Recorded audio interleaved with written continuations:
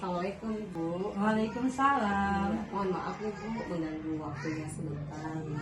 Saya Novita Anggraini, CWP Angkatan 9 dari SDN Pinang 6. Kami di sini ada tugas modul 3.1 tentang kepemimpinan. Nah, minta sedikit waktu Ibu dalam mengambilkan kebijakan-kebijakan yang ada di sekolah seperti apa gitu. Oke, mungkin kita langsung saja Bu untuk pertanyaan yang pertama. Selama ini bagaimana Ibu mengidentifikasi kasus-kasus yang merupakan dilema etika atau bujukan moral seperti itu di sekolah yang sekarang Ibu pimpin? Mungkin saya perlu sedikit dari Ibu bagaimana langkah-langkah Ibu gitu dalam mengambil kebijakan-kebijakan. Ibu Tentang dilema etika dan bujukan moral ya. Untuk di SDN Pinang memang ada beberapa kasus yang berkaitan dengan dilema etika juga bujukan moral.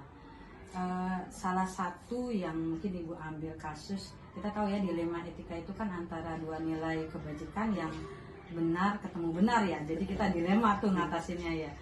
Nah ini juga sama, ada seorang guru yang datang telat. Nah sering telat dan kelihatan kan akhirnya anak kalau pagi agak kurang kondusif ya karena gurunya telat. Nah ternyata setelah diteliti, menanyakan bagaimana kondisinya, ternyata memang beliau itu telatnya karena punya anak 3 itu harus diantarkan sekolahnya. Dan mau nggak mau nganterin motornya cuma 1, dia nganter, dan akhirnya datang ke sekolahnya telat. Nah otomatis ini kan menjadi dilema bagi saya, karena satu sisi dia adalah kebutuhan dia, tanggung jawab dia untuk keluarganya, satu sisi dia punya tanggung jawab juga di sekolah. Nah ini memang agak dilema, tapi saya berusaha mengambil keputusannya, yaitu dengan cara tentu berdialog ya, memanggil beliau, ditanya masalahnya apa,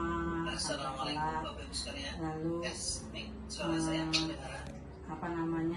ditanyakan kita ajarkan coaching untuk sebelum kita ambil keputusan, tentu untuk mengetahui bagaimana dia mengatasinya dulu permasalahan yang dihadapi, sehingga di sekolah itu datang telatnya bisa diatasi. Komunikasi tetap dibuka ya Bu ya. Iya, sehingga dilema etika tadi kita bisa cari nih bagaimana gitu untuk mencari solusinya itu seperti apa ya.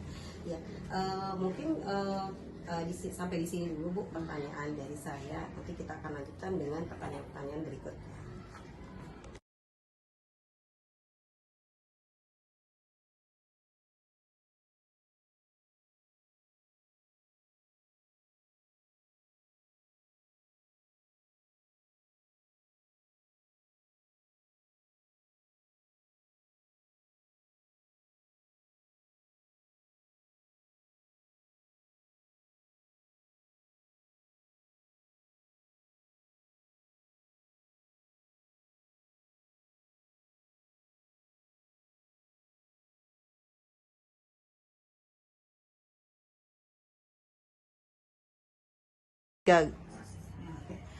Baik Bu, kita lanjutkan lagi di pertanyaan yang terakhir nih Bu.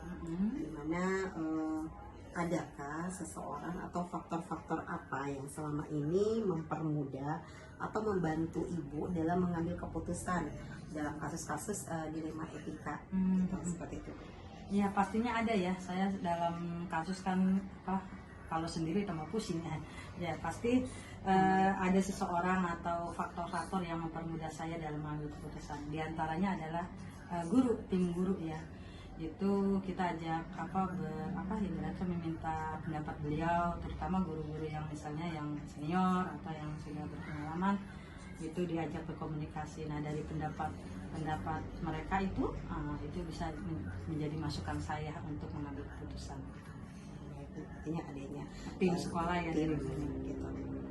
Lalu suatu keputusan itu dengan melihat, mempertimbangkan gitu masukan-masukan dari yang lain seperti itu. Oke Bu, untuk yang selanjutnya yang terakhir nih, dari semua hal yang telah disampaikan ini, pembelajaran apa sih yang Ibu dapat gitu, atau pengalaman apa yang Ibu dapat sehingga Ibu bisa dapat mengambil keputusan itu, dilema etika itu bisa kita ambil keputusannya itu gitu. Pembelajaran ya yang kita bisa petik ya, karena memang setiap kasus itu berbeda-beda ya. Nah itu kita harus lihat kondisinya, situasinya. Nah pembelajaran pertama ya, keputusan kita harus bijak dengan melihat tadi ya, misalnya orang yang bersangkutan itu bagaimana kondisinya, kulturnya atau kebiasaannya.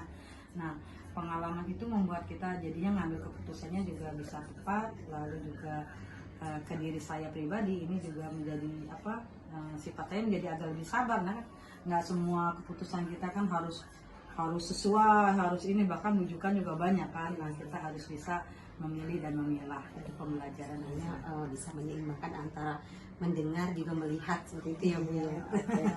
Baik Bu, jadi tadi pertanyaan terakhir itu adalah pertanyaan penutup dari saya. Dalam tugas kami mewawancarai Ibu di tugas di 3.1 modul 3 tentang kepemimpinan. Terima kasih banyak atas waktu yang telah Ibu berikan serta informasi-informasi yang kami dapat. Mudah-mudahan ke depan kita bisa sama-sama belajar dalam mengambil keputusan. Tentu saja ya Bu, terima kasih banyak waktunya. Assalamualaikum warahmatullahi wabarakatuh.